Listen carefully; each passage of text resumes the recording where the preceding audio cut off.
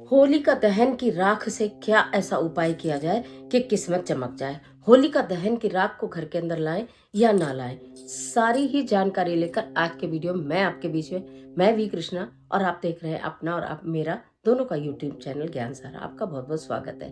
बात कर रही हूँ आज के एपिसोड में कि होलिका दहन की राख को अपने घर लाना चाहिए कि नहीं, लाएं तो क्यों लाएं, और अगर उसको लेकर आते हैं तो उसका क्या करना चाहिए। होलिका दहन की राख को कुछ मान्यताओं के अनुसार ऐसा माना जाता है कि उसके अंदर बहुत सारी नेगेटिविटी होती है, बहुत सारी नेगेटिव शक्तियां होती हैं। लोग अपना किया किराया उतारा सब उसमें डाल देते हैं, तो इसलिए उसकी राख को घर में नहीं लाना चाहिए। लेकिन हम ऐसा नहीं बता रहे, हम ये बता रहे हैं कि जितनी भी नेगेटिविटी है वो होलिका की अग्नि में जलकर भस्म हो जाती है।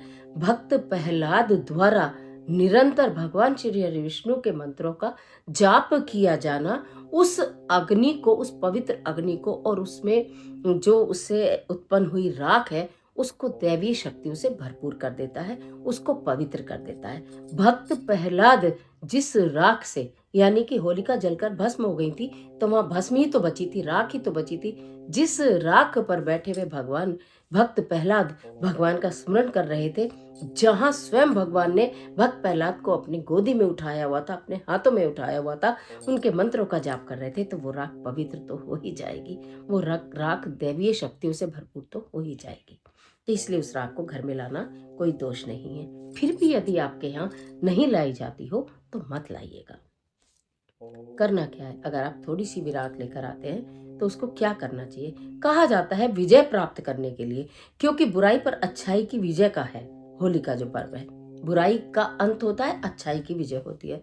तो यदि आप उसको मस्तक पर तिलक लगाते हैं तो आप विजयी भव यानी कि विजय होते हैं। आप थोड़ी सी राख को अपने घर के मंदिर के आसपास भी कहीं रख लीजिएगा।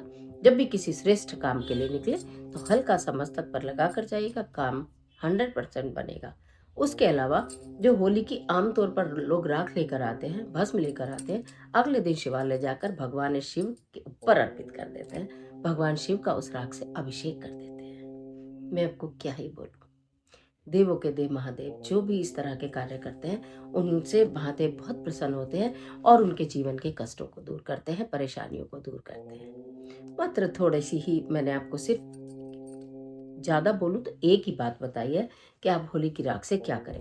होली का दहन की राख क्यों घर में लाएं ये भी मैंने आपको बता दिया है। और जो नहीं लाना चाहते हैं, अगर वो उसमें नेगेटिविटी देखते हैं तो वो बिल्कुल भी ना लाएं। जिनके अपने भाव बनते हैं कि ये पवित्र अग्नि की है, ये दैवीय शक्तियों से भरपूर है, वो लेकर आए। थोड़ी ही लाएं, बहुत अधिक लानी नहीं होती है, बहुत थोड़ी लाएं, और उसी में से भगवान शिव का अभिषेक कर दें।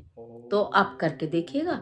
होलिका दहन की जो अग्नि है, होलिका दहन जब होता है उस अग्नि के बाद जो राख बचती है, उसके ये अद्भुत कार्य मैंने आपको बताए। आशा करती हूँ वीडियो आपके लिए उपयोगी साबित होगी।